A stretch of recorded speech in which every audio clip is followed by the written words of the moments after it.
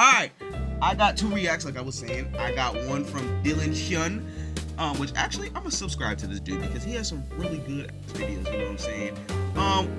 I tried one item from restaurants, so it doesn't matter which restaurant it is. He's just going in and trying one item. Hope you guys enjoyed the video. Welcome back to the stream as always, and for my YouTube people, welcome back to the video. You feel me? Please make sure to hit the sub button, like up if you guys are new, and go ahead and hit that Twitch link down in the description down below. I'd love to see you guys in the chat box. And let's get straight into the vibes. You feel me? So there's a restaurant somewhere in America that only sells one thing. Look, what you mean I'm on 4K? Now, if you're like me, you may have W quite a few quality. questions. Why is that the only thing they serve? How good is this mac and cheese? And are restaurants like this just a gimmick? I have no idea. Smack. But I did find a bunch of other restaurants that also only serve one thing. So in classic YouTube fashion, I'll be looking at them all to see if betting on a single dish is actually a good idea. Okay.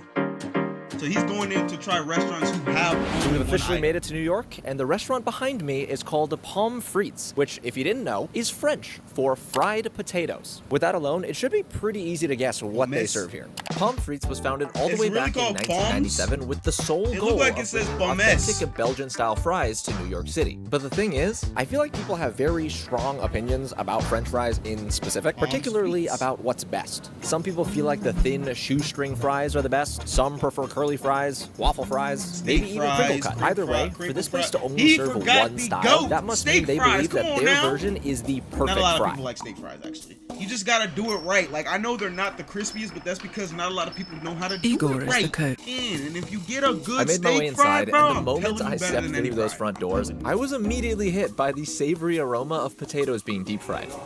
Guys, it smells so good in here. I don't want to get my hopes up, but I feel like we're off to a good start. The inside of the place kind of looked like an old European tavern, which I thought was pretty cool. I also noticed that seating was quite limited, but I'm assuming that was done intentionally since fries don't take long to eat, and people probably just come and go.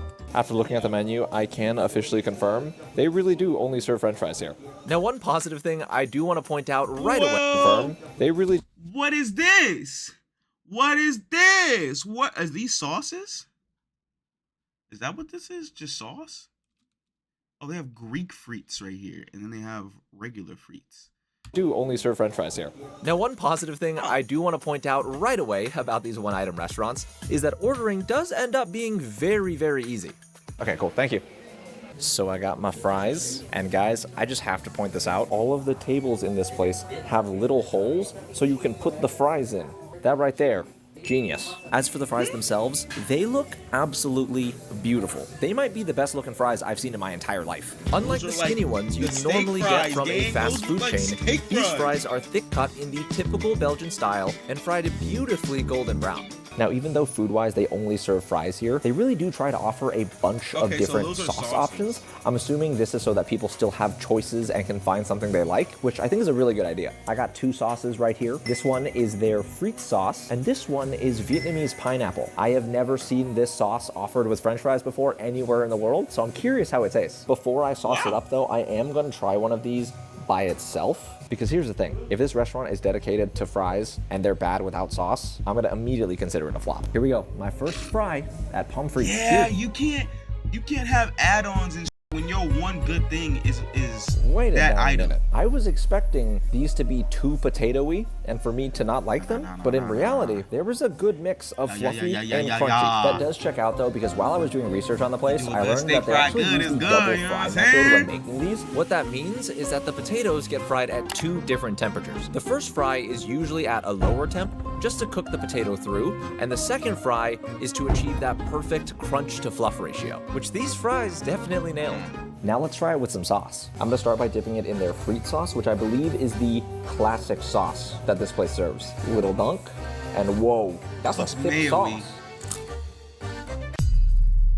This sauce is fire. It's very similar to mayo. However, it's also like a little tangier and a little sweeter too. Not to get too deep, but these fries in specific also seem to be like the perfect vessel for this type of sauce. Because they're so thick, you can essentially just dunk it in the sauce and not worry about the sauce being like too much. Now let's try the Vietnamese pineapple sauce. Little dunk. Cheers. I mean, they're big fries, so it makes sense.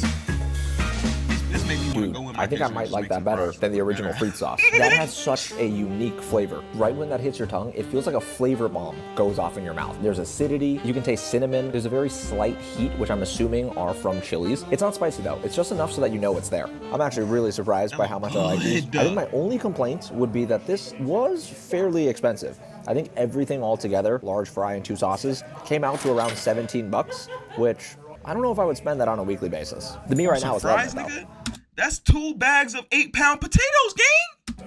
So I'm officially done with those fries, and it's about time I explain. I'm going to be judging every single restaurant I visit today based on whether or not their single item is mind-blowing enough to make me want to come back. With that being said, even though these are just fries, because of how perfectly they were executed and how exciting the sauces were, I would definitely come back here. Hey. I'm actually really excited that this first place wasn't a flop because it makes me so much more excited for the next few one-item restaurants.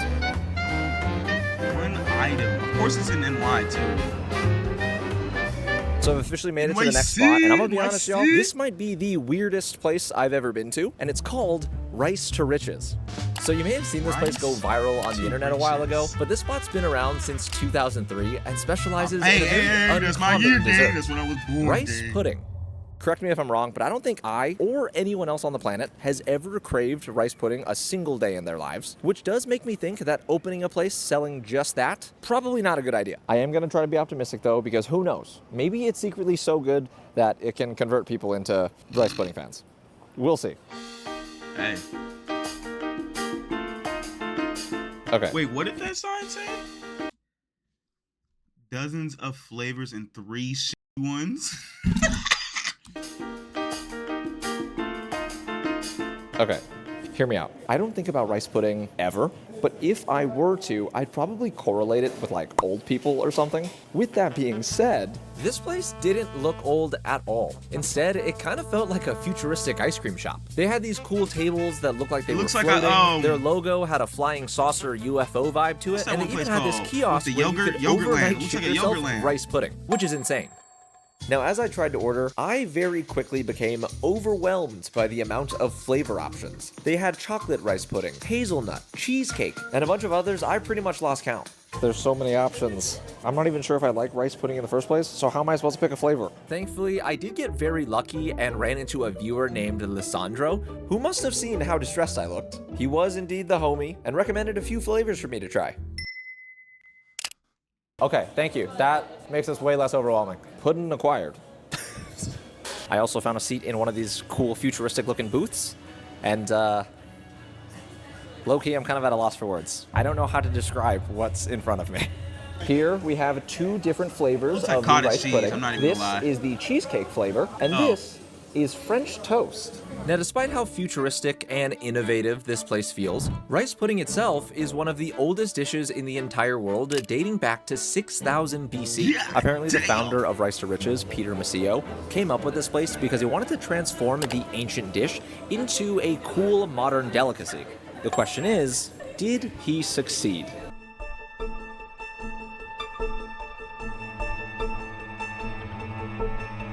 Okay. Interesting. Let's try the cheesecake flavor. See, my thing is, if you've been around for over like 1+ year, 2+ year, well, probably 1+ year you can survive with just like the funds you got, but like 2+ years, you've been around, not going out of business, you've been actually making money, you've been adding new flavors and it gotta be, you know what I'm saying? They gotta be at least decent. The only word that keeps coming to my brain, interesting. This could be because I'm very used to eating congee, which for those of you who don't know, is basically rice porridge. Both dishes are made in a very similar way where rice gets cooked in a liquid until it's soft. But the key difference between the two is, texture-wise, congee is very smooth because the rice itself gets broken up. In rice pudding, the rice grains are cooked al dente, which means you can feel every single granule as you chew. Unfortunately, that is the part of this dish I cannot get behind. I don't like how that feels in my mouth. So my time at Rice to Riches is complete. I'm not gonna lie to y'all, I did not finish the rice pudding. Here are my thoughts. As much as I appreciate and respect that someone out there is trying to transform how people see such an uncommon dessert, I also have my own preferences, and unfortunately, the rice pudding was not mind-blowing enough to make me want to come back. Now, since it was getting late, I made my way to the nearest subway station to head back to my hotel, but while I was waiting for the train... Y'all, it is so cold in New York right now compared to where I live. I'm like praying I don't get sick because of the weather change. The good news is, even if I did, I can use this nifty little thing called a Zop. I think this is my stop. I already found some reliable doctors nearby, just in case I get sick. I think this is my stop. Guys, make sure to prioritize your health.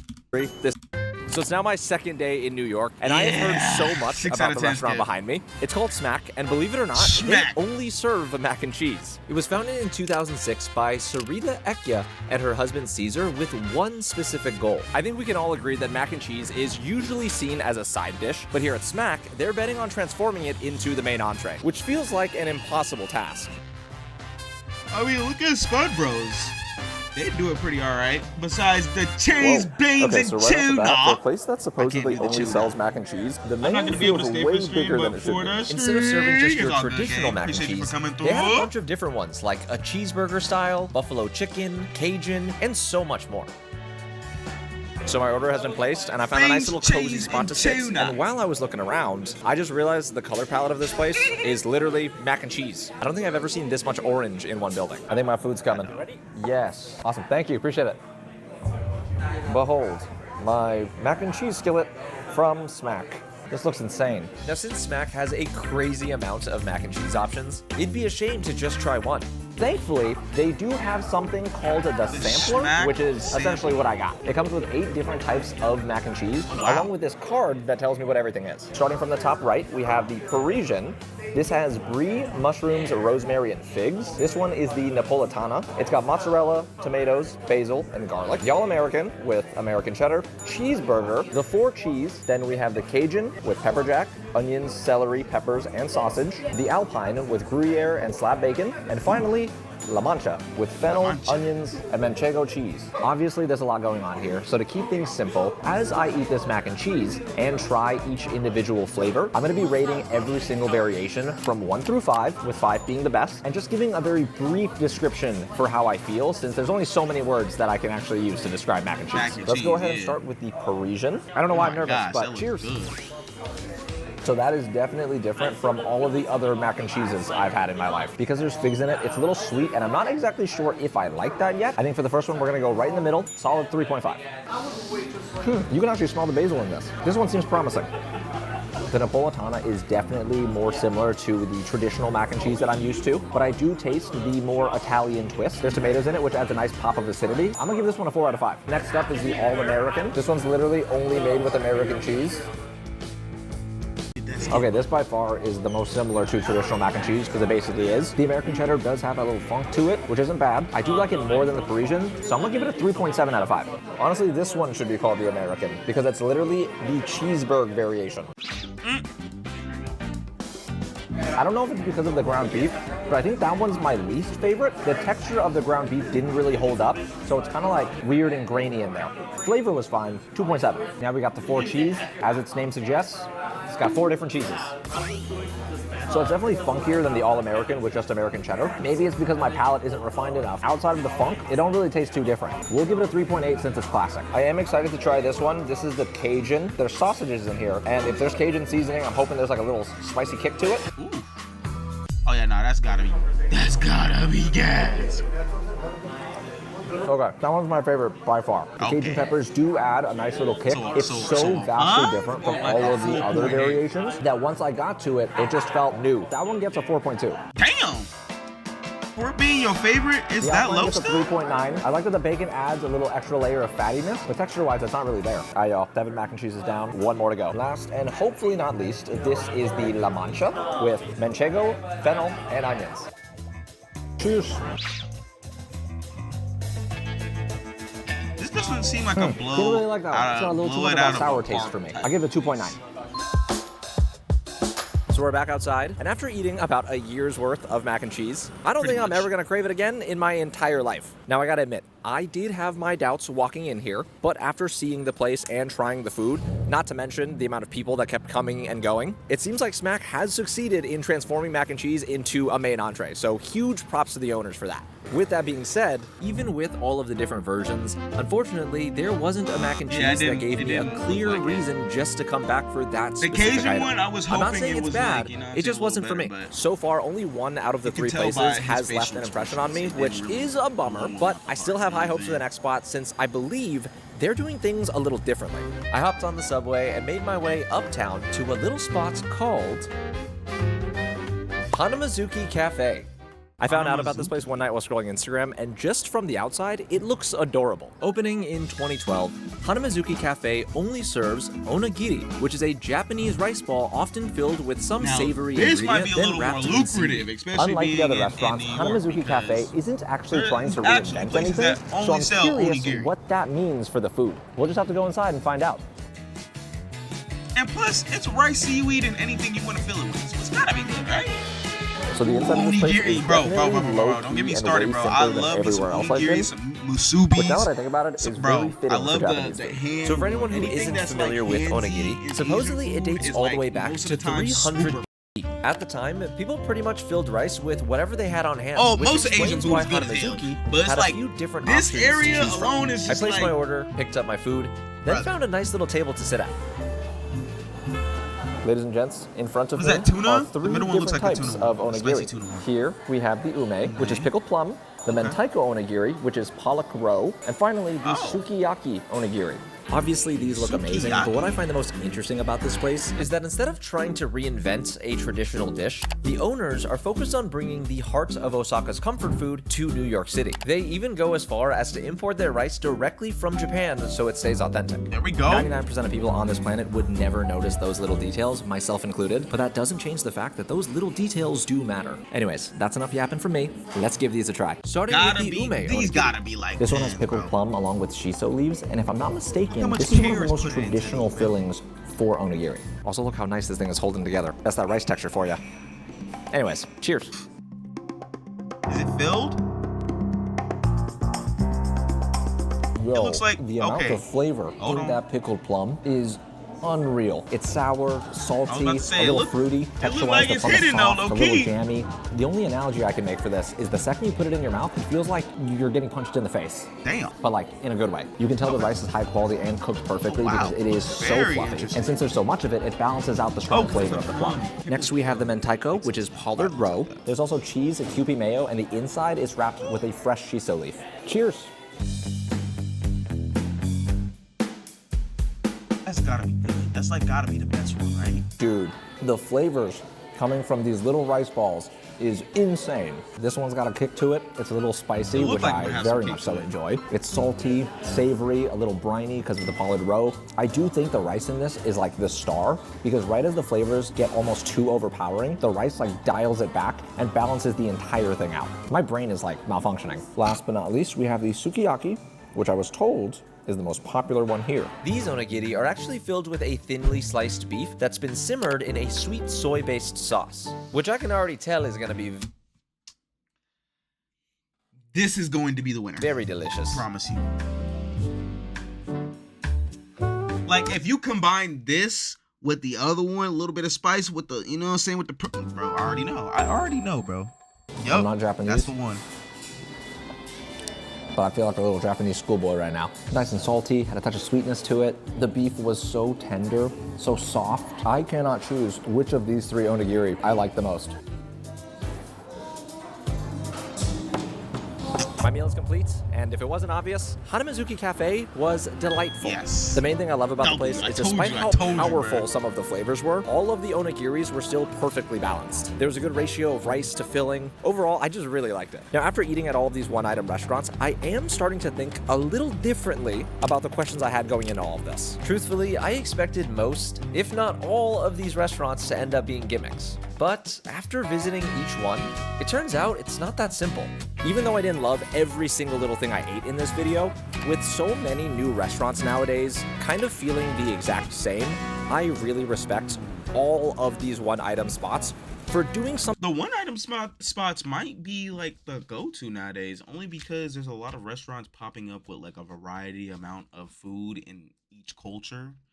So like being able to master one item instead of having like 20 mediocre items might keep you up there with the motherfuckers. something You know what I'm unique saying? and pushing their chosen dish forward in some type of way.